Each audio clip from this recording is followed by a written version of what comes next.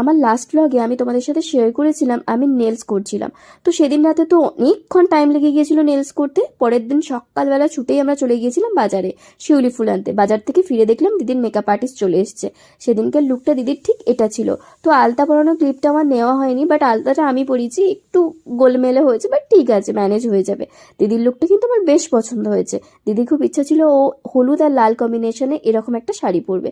ও সেরকমভাবেই ক্রিয়েট করেছে পুরো লুকটাকে। আর এখানে আমার ভাই শাঁখ বাজাচ্ছিল। এখানে দেখো বরের বাড়ির থেকে সবাই চলে এসেছে দিদিকে আশীর্বাদ করার জন্য। আর দিদি এখানে বসে গেছে আশীর্বাদিতে।